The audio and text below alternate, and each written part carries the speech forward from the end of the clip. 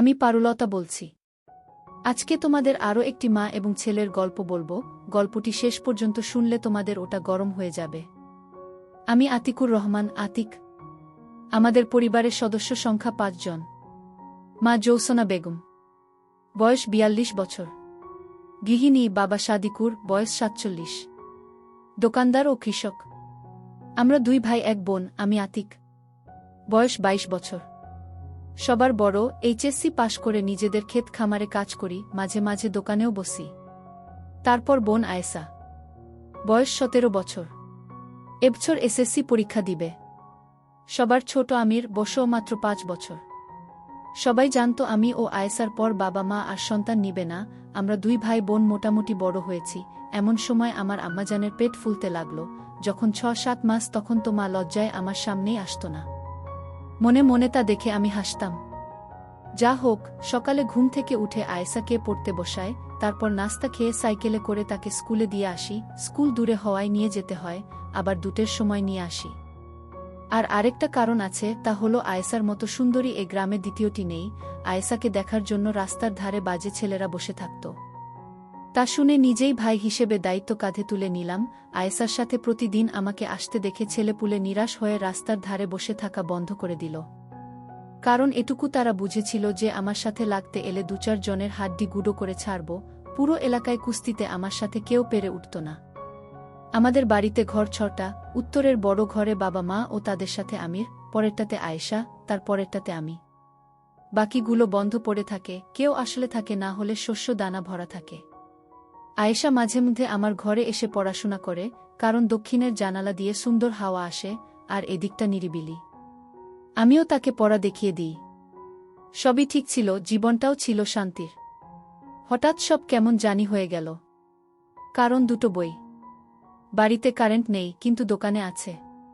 বাসার নোকিয়া মোবাইলটা বাবা দোকানে নিয়ে এসেছে চার্জ দেওয়ার জন্যে। দুপুরে আমি দোকানে আসলে বলে, কি হয়েছে দেখতো আতিক, চার্জ হয় না কেন? আমি কতক্ষণ ট্রাই করেও কাজ হলো না। আব্বা, তুমি দোকানে আরেকটু থাকো, স্টেশনের উপাশে মেকারের দোকান থেকে ঠিক করে নিয়ে আসছি। আচ্ছা বাবা, যা। সাইকেল মেরে স্টেশনের ভিতর দিয়ে যাচ্ছি। সামনে ট্রেন দাঁড়িয়ে আছে দেখে ওপারে যেতে পারছি না।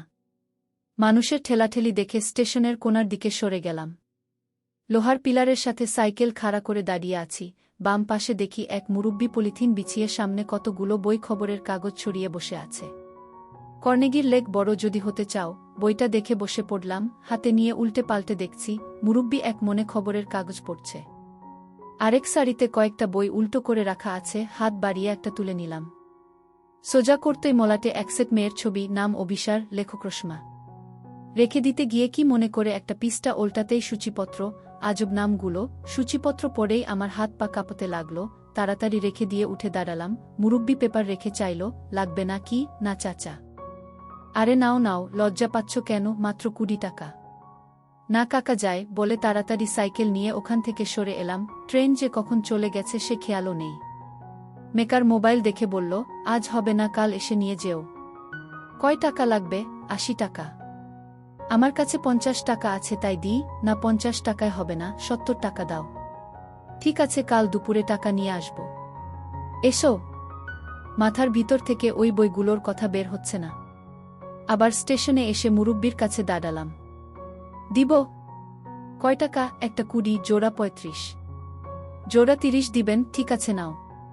টাকা দিলাম। মুরব্বি ২টো বই গোল করে পেপার দিয়ে মুড়িয়ে দিল। নিয়ে দ্রুত নিয়ে নিলাম। আব্বাকে বললাম, মোবাইল রেখে এসেছি, কাল ঠিক করে দিবে। বাবা খেতে চলে গেল। দোকানে চাখর লেগেই আছে দেখে মন চাইলেও বইগুলো বের করতে পারলাম না। দোকান থেকে স্কুলে গিয়ে আয়েশাকে নিয়ে বাসায় আসলাম। আমার ঘরে গিয়ে বই ২টো বিছানার নিচে লুকিয়ে রাখলাম। গোসল করে খেয়ে দিয়ে দরজা ঠেলে দিয়ে বই ২টো বের করলাম। দরজার ছিটকানি দিলাম না, দিন দুপুরে ছিটকানি দিলে খারাপ দেখায়। আমার ঘরে আয়েশা ও আমি ছাড়া কেউ আসে না। প্রথম গল্পটা পড়তেই নিজেকে হারিয়ে ফেললাম। একটা ছেলে তার বড় ভাবিকে নিয়ে কাহিনী। কেমন জানি অবাস্তব ধরনের গল্প। নিজে জীবনে কাউকে কখনো সেবা দেয়নি। কলেজে পড়ার সময় এক বান্ধবীর কমলা হাতে নিয়েছিলাম, এটাই যা অভিজ্ঞতা। তার মানে এই নয় যে সেবা দেওয়া কি জানি না, সবই জানি, সবই বুঝি। তবে এভাবে কখনো ভাবিনি, সব সময় ভেবেছি বিয়ে করলে বউ আসবে, সেই বুকে ইচ্ছে মতো দিব। কিন্তু এমন পাপ কাজ কিভাবে করে মানুষ? আরে যা, আমি কি আবোল তাবোল ভাবছি? এগুলো তো শুধুই গল্প কাহিনী। এদিকে আমার নিচে গরম হয়ে গেছে। গল্প পড়ে আমার এমন অবস্থা হলো যে মনে হচ্ছে এখন সেবা দিতে না পারলে মরে যাব। সারা বিকেল পড়ে একটা বই শেষ করলাম।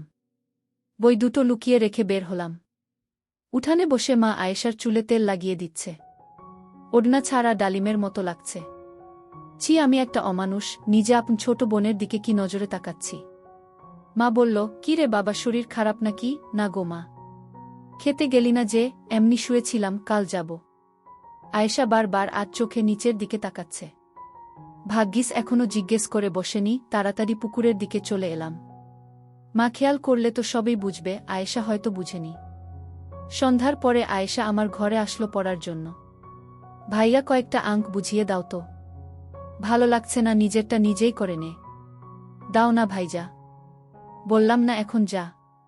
আয়েশা রাগ দেখিয়ে গট গট করে নিজের ঘরে চলে গেল। নতুন বইয়ের আরও দুটো গল্প পড়লাম। মা খেতে ডাকল। খাওয়ার সময় আয়েশা মাকে বলল, মা, ভাইয়ার কাছে পড়তে গেলে খালি তাড়িয়ে দেই। কেন রে বাবা? কয়েকদিন পর পরীক্ষা, একটু দেখিয়ে দিলে তো পারিস। বোনটা ভালোভাবে পাশ না করলে বিয়ে দিবি কিভাবে? পাশ করা লাগবে না, এখনই বিয়ে দিয়ে দাও। নিজে আগে করে দেখাও না, আমাকে নিয়ে পড়লে কেন? তোর বিয়ে না দিয়ে আমি করছি না। বাবা, কি শুরু করলি তোরা খাওয়ার সময়? বাবা, ভিয়াকে বলো না একটু অঙ্কগুলো বুঝিয়ে দিতে। ঠিক আছে ঠিক আছে, খেয়ে দে, আয় দিচ্ছি। বাবা আমার কথা শুনে মুচকি হাসল। ঘরে এসে শুয়ে আছি, আয়েশা আসছে না দেখে আবার বইটা বের করে পড়া শুরু করলাম। কয়েক মিনিটের মধ্যে আয়েশা এসে পড়ল, তাড়াতাড়ি বিছানার তলে ঢুকিয়ে রাখলাম। কি রাখলে ভাইজা? কিছু না, পড়তে বস। কেউ চিঠি দিয়েছে নাচকি? বেশি পাকনা পাকনা কথা না, তাহলে কি রাখলে? বললাম তো কিছু না। চেয়ার টেনে বসলাম, কয়েকটা অঙ্ক কষে দিয়ে তাকেও কয়টা করতে বললাম। আয়েশা নিচু হয়ে লিখছে, ওড়না ঝুলছে, কিছুটা দেখা যাচ্ছে। এক মনে দেখে চলছি, ইস কি সুন্দর। ছি, আবার আমি এসব কি ভাবছি?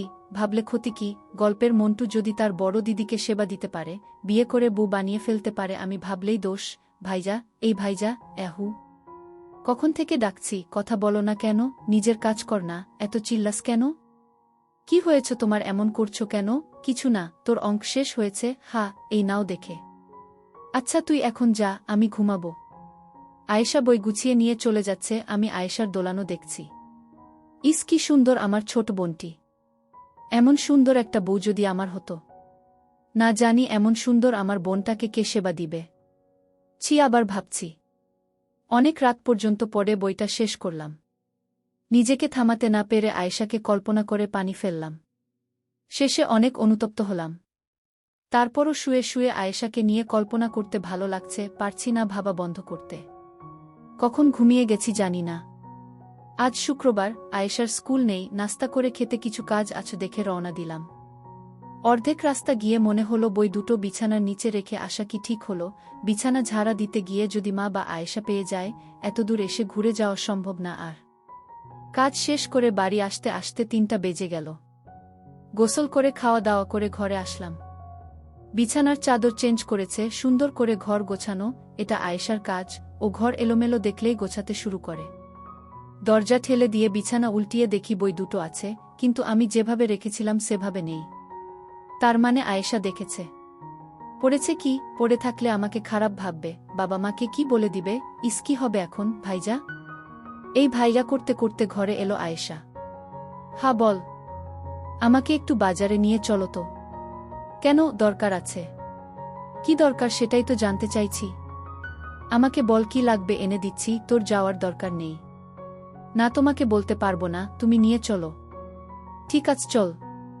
সাইকেলের পিছনে বসে ঘাড়ে হাত দিয়ে বসে পড়ল। একটু দূরে আসতেই মনে হচ্ছে আয়েশা সামনে চেপে বসল। এমন তো কখনো হয় না, আয়েশা তো নির্দিষ্ট দূরত্ব বজায় রাখে, আজ এমন করছে কেন? নাকি গল্প পড়ে তারও কুটকুট করছে? বাজারের কাছে চলে এলাম, আয়েশাও সরে বসল। আয়েশা কসমেটিক্স এর দোকানে ঢুকল, আমি বাইরে দাঁড়িয়ে আছি, তুই যা। তুমিও এসো, দোকানদারটা আমাকে ঠকায়। আচ্ছা চল। কয়টা সিটি গোল্ডের চুড়ি, কানের দুলা, টিপ, ফিতে কিনল। তারপরও এদিক ওদিক চাইছে দেখে, কি রে আর কিছু লাগবে? হ্যাঁ, তুমি বাইরে যাও। আমি থাকলে সমস্যা কি? সমস্যা কিছু না, শরম লাগে। হয়েছে আর শরম করা লাগবে না। তাড়াতাড়ি নে, সন্ধ্যা হয়ে এলো। আয়েশা দোকানদারকে ইশারা করল। কত? 32। দোকানদার আমাদের সামনে বেশ কয়েকটা বের করে দিল। এতক্ষণে বুঝলাম আয়েশা এজন্য লজ্জা পাচ্ছে। আরে পাগলি, লজ্জার কি আছে এতে? নেনে যেটা পছন্দ হয়। আয়েশা লজ্জার হাসি হেসে গোলাপি একটা নিল। একটাই নিবি? আয়েশা মাথা নিচু করে আস্তে করে বলল, হ্যাঁ। একটাতে কেমন করে হয়? গোসল করলে তো আরেকটা লাগবে। আরেকটা নিয়ে নে। আয়েশা মাথা তুলে না দেখে আমি একটা লাল কালারের পছন্দ করে প্যাকেট করে দিতে বললাম। আর কিছু? তুমি যাও না বাইরে। আমি মুখ আয়েশার কানের কাছে নিয়ে বললাম, দোকানদার তো আর জানে না যে আমি তোর ভাই, তাহলে এত লজ্জা পাচ্ছিস কেন? আর ব্যাটা যেভাবে তোকে দেখছে, আমি বাইরে গেলে তো আরো হা করে দেখবে। আমার কথা শুনে আয়েশা মুচকি মুচকি হাসতে লাগল। বুঝেছি তোর কি লাগবে। এই যে ভাই, এ দুটোর সাথে কালার মিলিয়ে দুটো নিচের গুলোও দিয়ে দেন। টাকা মিটিয়ে দিয়ে বাইরে এলাম। কিছু খাবি? না। চল গুড়ের জিলাপি কিনে আনি। জিলাপি নিতে নিতে মাগরিবের আজান দিয়ে দিল। তাড়াতাড়ি চলো ভাইয়া, না তো মা বকবে। আমি আছি না সাথে, কিছুই বলবে না। অর্ধেক রাস্তা এসে ফাঁকা জায়গা দেখে দাঁড়িয়ে পড়লাম। কি হলো? চল দুজনে একটু হাঁটতে হাঁটতে কথা বলি। মা বকা দিলে তুমি বুঝবে। সে বুঝবনি। ধীরে ধীরে হাঁটছি, কিভাবে যে বলি ভেবে উঠতে পারছি না। কি বলবে বললে না তো? দেখ, তোর সাথে বন্ধুর মতো দুটো কথা বলতে চাই, আশা করি ভুল বুঝবি না এবং কাউকে বলবি না। কি কথা? আগে কথা দে, রাগ করবি না বা কাউকে বলবি না। আচ্ছা ঠিক আছে, বলো। তুই কি আমার বিছানার নিচের বই দুটো দেখে ফেলেছিস? আয়েশা চুপ করে হাঁটছে। বল না, দেখেছিস? হ্যাঁ। পড়েছিস? না। মিথ্যে বলছিস কেন? ছি ভাইজা, তুমি এসব কি পড়ো? এসব কোথা থেকে পেলে? এমন খারাপ জঘন্য বই যে আছে তা আমার বিশ্বাস করতে কষ্ট হয়। পরশু দিন স্টেশনে পেয়েছি, কৌতূহল থামাতে না পেরে নিয়ে এসেছিলাম, পরে খারাপ দেখে পড়িনি, রেখে দিয়েছি। আমি নিজে দেখেছি তুমি পড়ছ। আচ্ছা বাদ দাও, পড়নি যেহেতু তাহলে রাখোর কি দরকার? পুড়িয়ে ফেললেই তো পারো। হ্যাঁ তাই করব। তুই প্লিজ কাউকে বলিস না। এটা কি কাউকে বলার মতো কথা? ধন্যবাদ। খালি ধন্যবাদ দিয়ে কাম হবে না। 2 দিন ওসব আজেবাজে পড়ার জন্য আমাকে পড়া দেখিয়ে দাওনি, সেটা পুষিয়ে দিতে হবে। ঠিক আছে, এমনভাবে এখন থেকে বুঝিয়ে দিব যে সবার থেকে বেশি নাম্বার পাবি। তাই মনে থাকে যেন। হ্যাঁ মনে থাকবে। একটা জিলাপি খা। বাড়ি গিয়ে খাবনি। এখন খা না একটা। আচ্ছা দাঁড়া, আমরা দুজনে আজকে বন্ধু হলাম সেই উপলক্ষে মিষ্টি মুখ কর। হি ভাই বোনে বন্ধু হয় নাকি? হয়তো গল্পতে পড়িসনি। কোনো গল্পতে? আয়েশার কথার টোনে বুঝা গেল গল্পের কথা ইশারা করছে। তুই যেটা বুঝেছিস। ইসছি, তুমি কি আমাকে সে গল্পের নায়িকা ভেবেছ নাকি? কেন, ভাবলে কি মহাভারত অশুদ্ধ হয়ে যাবে? ছি ভাইজা, তুমি অনেক খারাপ হয়ে গেছ। আয়েশার এমন কথায় মনটা দমে গেল, চুপ হয়ে গেলাম। চুপচাপ হাঁটছি দেখে। কি হলো? কিছু না। কথা বলছো না যে? চুপ করে রইলাম। রাগ করেছ ভাইজা আমার কথায়? না। তাহলে মুখটা গোমড়া করে রেখেছ কেন? চুপ। আচ্ছা ঠিক আছে, বন্ধুত্বের দাবিতে দাও তুমি খাইয়ে। আমি একটা জিলাপি বের করে আয়েশার মুখে তুলে দিলাম। অর্ধেক কামড়ে নিয়ে হাত থেকে বাকি অর্ধেক নিয়ে আমার মুখে তুলে দিল। আমিও হা করে নিয়ে নিলাম। চাঁদের আলো আয়েশার মুখের দিকে তাকাতে দেখি অবাক হয়ে চেয়ে রয়েছে। ওহ খোদা, আয়েশার মুখ এত গরম কেন? চল যাই, চলো। বাসায় এসে আমি আমার ঘরে, আয়েশা ওর ঘরে পড়তে বসল। আমি চুপচাপ শুয়ে রইলাম। কি করলাম এসব আমি তো সত্যি সত্যি আমার ছোট বোনকে কল্পনা করতে শুরু করেছি। নিজেকে মনে হচ্ছে প্রেমে পড়েছি। আমার প্রেমিকা আর কেউ নয়, আমার আপন মার পেটের বোন। সবাই মিলে খেতে বসে আয়েশাকে বললাম, খেয়ে দে, আমার ঘরে আয়, আজকে জ্যামিতি নিয়ে বসব। ঠিক আছে ভাইয়া, তুমি যাও, আমি পরে আসছি। কয়েকটা জ্যামিতি করিয়ে দিয়ে ওর দিকে চেয়ে আছি। কিছু বলবে ভাইজা? যদি খোলামেলা কিছু কথা বলি রাগ করবি?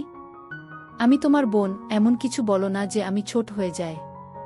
ওকে বাদ দে। কেন, বলো কি বলবে? যে উত্তর দিলি আর বলার ইচ্ছে নেই। আচ্ছা ভুল হয়েছে আমার, এখন বলো। না, তুই হজম করতে পারবি না। আরে বলেই দেখো পারি কিনা। সত্যি তো? হা সত্যি বলো। আমি মনে হয় প্রেমে পড়েছি। কার? যদি বলি তোর। কি যা তা বলছো? আমি তোমার বোন। তাতে কি হয়েছে? আমাদের প্রেম না হয় গোপন থাকবে। তোমার কি মাথা নষ্ট হয়েছে? আপন ভাই বোন কখনো প্রেম করে, আর সত্য এক সময় বের হয়েই পড়ে। তাহলে বইয়ের গল্পগুলো কি মিথ্যে? আমি কি জানি? প্লিজ ভাইয়া, এসব বন্ধ করো। জানতাম হজম হবে না তোর। হজম হবে না তো কি আমি এসব কথা বলে বেড়াবো? একবার ভেবে দেখ কত মজা হবে। ভাবার দরকার নেই, এসব ভাবাও পাপ। যত নষ্টের গোড়া ওই বই, ও দুটো দাও আমাকে, এক্ষুনি পুড়াবো। বই পুড়ালে কি আমার মন শান্ত হবে? আয়েশা আমার হাত ধরে নিয়ে বলল, প্লিজ ভাইজা প্লিজ, আমি তোমার আদরের একমাত্র বোন, কিভাবে পারছো এসব বলতে? হয়তো আমার ভুল হচ্ছে রে, কিন্তু মনকে থামাতে পারছি না। কি করব বল? আমার কোনো বান্ধবীকে পছন্দ হয় বলো, আমি নিজে তোমাদের প্রেম করিয়ে দিব। আমার সব বান্ধবী তোমার জন্য পাগল। না, আমার শুধু তোকে ভালো লাগে। বুঝছো না কেন তা সম্ভব নয়? কেন, তুই কি কাউরির সাথে প্রেম করিস? না না, তাই বলে আপন ভাইয়ের সাথে প্রেম করব? একবার করে দেখো না। ছি, আমার আর তোমার সাথে কথা বলতে ভালো লাগছে না। এই বলে বই না নিয়ে হনহন করে আয়েশা ওর ঘরে চলে গেল। মনে মনে ভাবলাম, আমি কি এসব ঠিক করলাম? সুন্দর সম্পর্কে বিষ ঢুকিয়ে দিলাম, সব দোষ বইয়ের। বই দুটো নিয়ে বাড়ির বাইরে এলাম, এদিক ওদিক চেয়ে আগুন ধরিয়ে দিলাম। সম্পূর্ণ পুড়িয়ে ছাইগুলো ছিটিয়ে দিলাম। হাত মুখ ধুয়ে ঘরে ঢুকার সময় দেখি আয়েশার ঘরে হারিকেন জ্বলছে। ধীরে পায়ে হেঁটে ওর ঘরের সামনে এলাম, নিজেকে অপরাধী মনে হচ্ছে। দরজা ঠেলা দিতে খুলে গেল। আয়েশা বিছানায় উবুত হয়ে শুয়ে আছে। পাশে গিয়ে বসলাম। মাথায় হাত বুলিয়ে দিয়ে বললাম, বই দুটো পুড়িয়ে ছাই করে দিয়েছি, আর কখনো এসব বলবো না। আমার ভুল হয়ে থাকলে ক্ষমা করে দিস। আয়েশা উঠে বসে আমাকে কাছে টেনে ধরল। ছি ছি ভাইজা, তুমি বড়, তুমি ক্ষমা চাইতে পারো না? আমি কিছু মনে করিনি। আমি পিঠে হাত বুলিয়ে দিয়ে বললাম, তাহলে রাগ করে চলে এলি যে, আর পড়বি না? কয়টা বাজে? মনে হয় 9টা। হা, পড়ব, চলো। হাত ধরে নিয়ে এসে চেয়ারে বসিয়ে দিলাম। দেখ আয়েশা, চামড়ার মুখ দিয়ে যা বলে ফেলেছি তা তো ফিরিয়ে নিতে পারবো না, তবে কথা দিলাম আর কখনো তোকে লজ্জায় ফেলব না। আবার শুরু করলে? বললাম তো আমি কিছু মনে করিনি। ঠিক আছে, পড়তে শুরু কর। না, আজ আর পড়ব না। তাহলে কি করবি? তোমার সাথে গল্প করব। কি গল্প? হিহি, কথা বলছি, এসবই তো গল্প। হা হা, তুমি বই দুটো পুড়ালে কেন? পুড়াবো না তো কি করব? ইস, আমার একটা পড়া হলো না। আমি অবাক, তার মানে তুই একটা পড়েছিস? হা, একটা। কোনটা? অভিসার। হা হা, মিস করে দিয়েছিস, পরেরটা আরও দারুণ ছিল। সূচিগুলো বলো একটু। না, বলবো না, অনেক খারাপ। কত খারাপ তা তো একটা পড়েই বুঝেছি, বলো না একটু। জেনে কি করবি? মন চাচ্ছে জানতে। লজ্জা পাবি না তো? আমাদের মাঝে কি আর তা অবশিষ্ট আছে? আছে তো? না, নেই। যদি না থাকতো তাহলে তুই আমার পছন্দ করে দেওয়া লাল পোশাক পরে এসে আমাকে দেখাতি, বলতি, দেখো তো ভাইজা কেমন হয়েছে। আয়েশা লজ্জায় দুহাত দিয়ে মুখ থেকে বলল, তুমি যে ভাইজা কিভাবে দেখায় বলো? বন্ধু মনে করে দেখাস? পারবো না ভাইজা। ঠিক আছে, না দেখাস। যেদিন পড়বি সেদিন শুধু বলিস যে আজ তোমার পছন্দ করে দেওয়াগুলো পড়েছি, তাহলেই হবে। উপর থেকে কল্পনা করে নিব। হি হি হি। হা হা হা। মুখ থেকে হাত নামা। বলবো সুচি, বলো। তাহলে আমার দিকে তাকা। বলো। বাসর ঘরে বুকে বলে থেমে গেলাম। কি হলো? পরে কিন্তু আমাকে দোষারোপ করতে পারবি না বলে দিলাম। ঠিক আছে, বলা লাগবে না। এই নাও, খাতা লিখে দাও। তাই দে, এটাই সহজ হবে। বাসর ঘরে বুকে সেবা দিতে গিয়ে শাশুড়িকে দিলাম। ইত্যাদি ইত্যাদি। এই নে পড়ে দেখ। খাতাটা আয়েশার হাতে দিয়ে বিছানায় কাত হয়ে শুয়ে পড়লাম। আয়েশা পড়ে মুচকি মুচকি হাসতে লাগল। হাসছিস কেন? মানুষ কি এতটা বলদ আছে যে বউ বাদ দিয়ে শাশুড়ি? হি হি হি। গল্পটাতে বাসর ঘর অন্ধকার ছিল, আর বুটা ছিল ভীতু, তাই সে তার মার কাছে শুতে চলে যায়। তারপর পরেই বর ঢুকে বাসর ঘরে, এসে দেখে বউ নেই, সে বসে বসে অপেক্ষা করে। শাশুড়ি ভাবে যায় জামাই বাবাজিকে বলে আসি। অন্ধকার ঘরে ঢুকতেই বর তাকে বউ ভেবে শুরু করে দেয়। সে মহিলাও মোটামুটি তার মেয়ের মতো দেখতে, তাই বর বুঝতে পারে না যে এটা তার বউ নয়। আর শাশুড়ি ছটপট করলেও লজ্জায় কথা বলতে পারে না। সে বিধবা হওয়ার কারণে অনেক দিন থেকে বঞ্চিত ছিল, তারও ভালো লাগতে লাগে, দুজনে ইচ্ছেতে সব হয়ে যায়। একবার হওয়ার পর হঠাৎ বর লাইট জ্বালিয়ে দেখে এটা তার বউ নয়, শাশুড়ি। হি হি, দারুণ তো। আচ্ছা ভাইজা, তোমার সবচেয়ে কোনটা ভালো লেগেছে? তার আগে তুই বল, অভিসারের কোনো গল্পটা তোর ভালো লেগেছে? আগে তুমি বলো। তাহলে তুই বলবি, যাও বলবো। একটা নয় দুটো খুব ভালো লেগেছে, বড়দির অন্যরকম ভালোবাসা ও আমার কল্পনার জগৎ। একটু বলো না শুনি। আগে তোরটা বল। মামির কার্যক্রম। আমার মনে হয় না ওটাতে সবচেয়ে সুন্দর গল্প ছিল বনবু। আমার কাছে যেটা ভালো লেগেছে সেটা বলেছি। আচ্ছা এখানে আয়, আমার পাশে বস। আয়েশা উঠে এসে আমার পাশে বসল। মন চাইলে একটু শুতে পারিস। না তুমি বলো তো। মনে হয় না ঠিক মতো বলতে পারবো, বুঝতেই তো পারছিস ভাষাগুলো কেমন। সেগুলো বাদ দিয়ে বলো। এক কাজ করলে হয় না, আমি রাতে লিখে রাখব, তুই কাল পরে নিবি। হই, কিন্তু এখন আমার জানতে ইচ্ছে করছে। ওকে, তোকে সব খোলামেলা বলবো, একটা শর্তে। কি? তুই ওগুলো পরে একবার আমাকে দেখাবি। আমি কখনো দেখিনি তো, তাই ভীষণ মন চাইছে। জানি লজ্জা পাবি। 1 সেকেন্ড দেখে আমি হারিকেন বন্ধ করে দিব। কদ দিলাম। মরে যাব ভাইজা। ঠিক আছে, লাগবে না। হারিকেনটা বন্ধ করে এখানে শুয়ে যা, আমি শোনাচ্ছি। মা বাবা যদি আসে? আসবে না, আর আসলে আসবে, সমস্যা নেই। হারিকেন নিভিয়ে দিয়ে আমার পাশে শুয়ে পড়ল। আয়েশা আমার হাতে মাথা দিয়ে শুয়ে আছে। আমি যতটা পারি ভদ্র ভাষায় ভাই বোনের প্রেমের গল্পটা বলছি। আয়েশার গরম নিঃশ্বাস আমার মুখে পড়ছে, আমারও একই অবস্থা। নিজেকে আর থামাতে পারলাম না, উপর উঠে গেলাম। কাজ সেরে আয়েশা ঘরে চলে গেল। আজ কিছুতেই আর ঘুম আসবে না। ছোট্ট টেবিল ঘড়িতে 11টার ঘণ্টা দিল। আজ পাড়া গায়ে এটাই গভীর রাত। কি এক সুখের আবেশে ঘুম আসছে না। এমন তো কখনো হয় না। স্বপ্ন এসে ধরা দিয়েছে আজ। দরজায় কিচকিচ শব্দ হল। চেয়ে দেখি আয়েশা দাঁড়িয়ে আছে। আমার মন বলছিল ও আসবে, তাই ছিটকানি লাগায়নি। বিছানায় উঠে বসলাম। আয়েশা দরজা ভিডিয়ে দিয়ে আমার সামনে এসে দাঁড়াল। খাট থেকে পা নামিয়ে বসে রয়েছি। আবার এলি যে? ভালো লাগছিল না? কেন জানি না, এখন ভালো লাগছে। হারিকেন জ্বালাবো? না। আমাকে শুইয়ে দিয়ে আমার উপর উঠে গেল। মার দূরসম্পর্কের ভাই মারা যাওয়াতে পরের দিন বাবা মা আমি সেখানে গেল। আয়েশার সামনে পরীক্ষা দেখে বাহানা দেখালো। বাবা মা 2 দিন আসেনি। আয়েশাও এই 2 দিন স্কুলে যায়নি। দুভাই বোন একে অপরকে খুঁটিয়ে খুঁটিয়ে দেখে সুখের জোয়ারে ভেসেছি। একদিন সেবা দিতে দিতে প্রায় তাল হয়ে গেছি। হঠাৎ মায়ের কান্না শুনে হুঁশ ফিরে।